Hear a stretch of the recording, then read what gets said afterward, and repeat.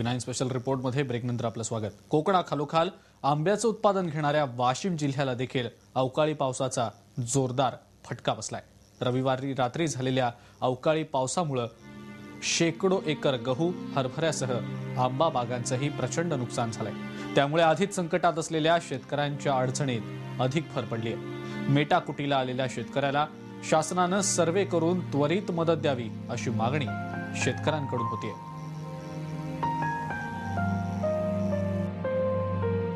गेल्या अनेक दिवसांपासून या बागेमध्ये येत असतो, पाणी करत असतो, परंतु त्यांच्या या अशा प्रकारच्या बागेचं हे जे काही आसमानी संकट आहेत त्याच्यामध्ये जोराची हवा, गारपीट, अवकाळी पाऊस, तसंच वेळोवेळी येणारं धुकं यापासून त्यांचं बरंच नुकसान होताना दिसत आहे। 3 वर्षापासून शेतामध्ये काम करत आहोत। आंब्याच्या बागेत एवढी समजा काळजी घेऊन साहेबांनी या गारपीट समजामुळे समजा आंब्याचं नुकसान होत आहे। याच्यामुळे समजा शेतकरी समजा संकटात पडलेले आहेत। आणखी समजा शासनानं त्यांना समजा मदत द्यावी। नैसर्गिक आपत्तींचा प्रभाव झाल्यामुळे मला उत्पन्नामध्ये खूप घट झालेली आहे आणि आंब्याचा तुम्ही बघाल की माझ्या शेतामध्ये सध्या आंब्याच्या झाडांखाली फुलोरा खूप जळून पडलेला आहे, बुरशीमुळे पडलेला आहे, ह्या अवकाळी पावसाच्या गारपिटीच्या झपक्यांमुळे पडलेला आहे, वाऱ्यामुळे पडलेला आहे आणि आंब्याचा सडा पडलेला आहे। तर माझी शासनाला अशी विनंती आहे की त्यांनी हे आंबा उत्पादक जे काही शेतकरी आहेत किंवा इतरही प्रकारचे जे पिकांचं नुकसान झालेले शेतकरी आहेत त्यांना तत्काळ 25,000 रुपये प्रति एकरी भरपाई द्यावी।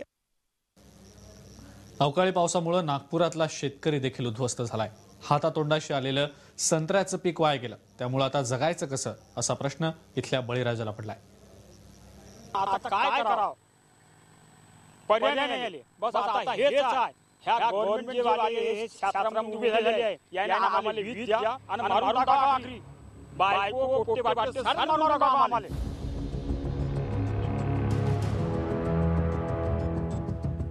अवकाळी पावसानं उद्ध्वस्त झालेल्या शेतकऱ्याचे हे उद्विग्न उद्गार।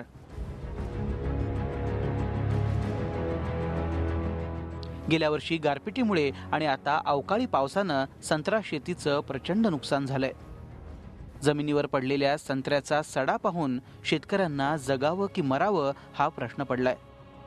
अवकाळी पावसानं फक्त संत्रा शेतीचंच नाही तर गहू, चणा या पिकाचंही आता अतोनात नुकसान झालंय। हातातोंडाशी आलेलं पीक गेल्यामुळे शेतकऱ्यांच्या मनात आत्महत्येचा विचार येतोय। कमीत कमी याच्यामध्ये शासनानं आपल्याला एक तर सहकार्य करायला पाहिजे, नाही तर आता शेतकऱ्यासाठी आता पर्याय ह्याच आहे आत्महत्या करणे, काहीच राहिलेलं नाही। आता अवकाळी संकटामुळे उद्ध्वस्त झालेल्या बळीराजानं आता सरकारकडे मदतीची याचना केली।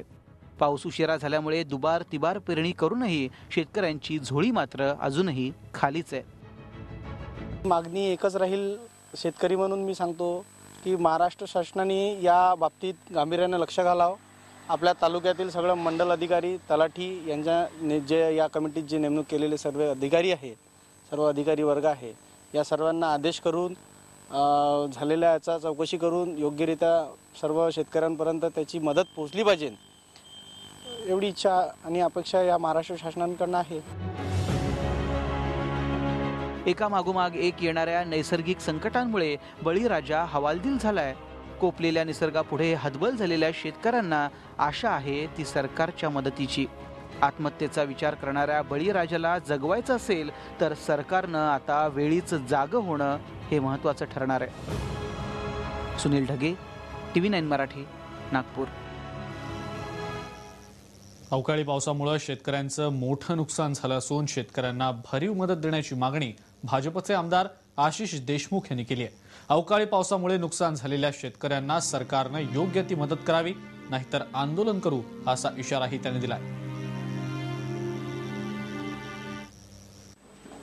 संपूर्ण महाराष्ट्रातील शेतकऱ्यांवर अतिशय गंभीर असं संकट या रब्बी पिकासाठी आलेला आहे। खरीप पिकं देखील दुष्काळामुळे त्रासात आले होते, त्यानंतर रब्बी पिकं देखील आले।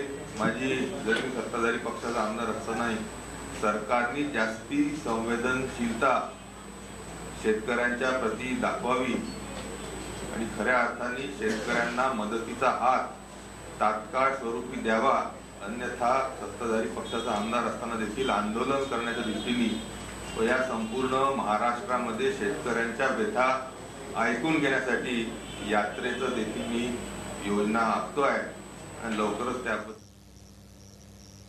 दरम्यान बळीराजाला वेळेत मदत न मिळाल्यास स्वाभिमानी शेतकरी संघटना ही सरकार विरोधात रस्त्यावर उतरेल असा इशारा खासदार राजू शेट्टी यांनी दिलाय.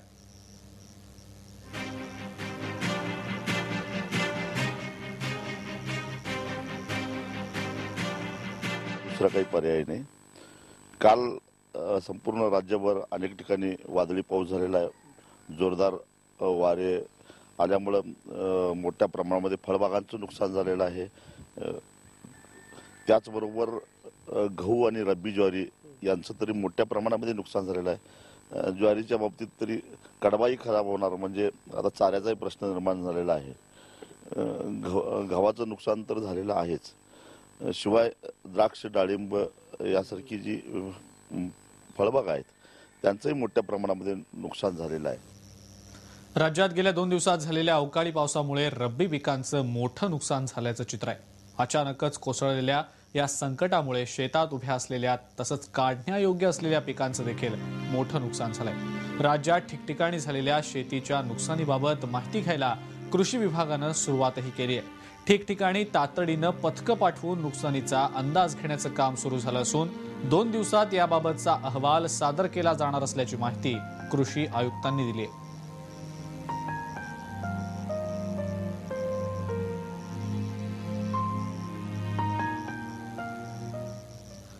मुंबईसह राज्यात अचानक अवकाळी पावसानं हजेरी लावली. पावसामुळे राज्यातील शेतकऱ्यांचं मोठ्या प्रमाणावर नुकसान झालंय. मात्र आता पुन्हा वातावरण पूर्ववत होणार आहे असा अंदाज हवामान खात्यानं वर्तवलाय.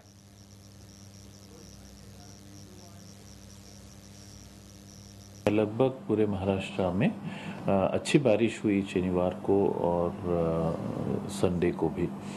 अभी जो है वो सिस्टम हट गया है वहाँ से और काफ़ी दबाव कम हो गया है, तो बारिश भी कम हो गई है. तो आज सुबह हल्की सी बारिश थी, लेकिन अभी जो है बारिश की उम्मीद कम है. बारिश कम हो जाएगी या बारिश ना के बराबर हो जाएगी और कल से जो है पूरी तरीके से ड्राई हो सकता है. और तापमान में भी जो है तापमान कुछ 2 दिन से तापमान गिर गया था. अभी जो है तापमान फिर से बढ़ने लगेगा. वारंवार येणाऱ्या या आसमानी संकटांनी शेतकऱ्यांची कशी दैना झाली आहे याचं यथार्थ चित्रण आपल्या कवितेतून मांडलंय पुण्याच्या लक्ष्मण मोरे यांनी.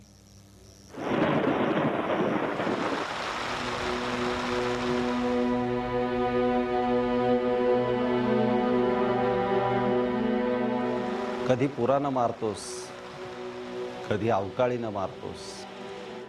नीट जगू देत नाहीस, कार तडपवून मारतोस.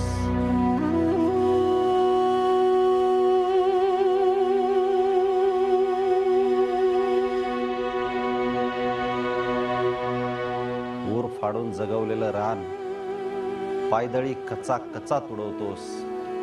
लेकरांच्या तोंडचा घास हिसकावून सावकाराच्या धाकानं मारतोस.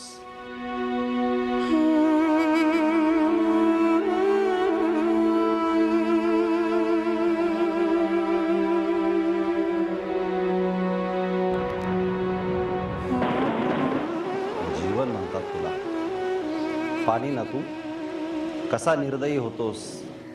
होतं नव्हतं वाहून नेतोस, तर कधी थेंबाला सुद्धा महाग होतोस.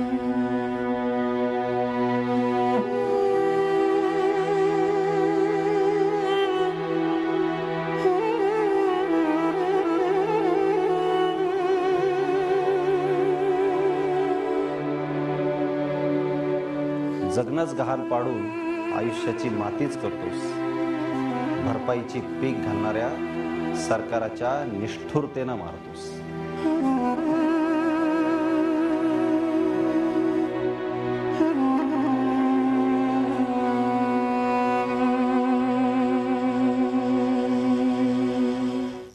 याबरोबरच TV9 स्पेशल रिपोर्टमध्ये इथंच थांबतोय. नमस्कार.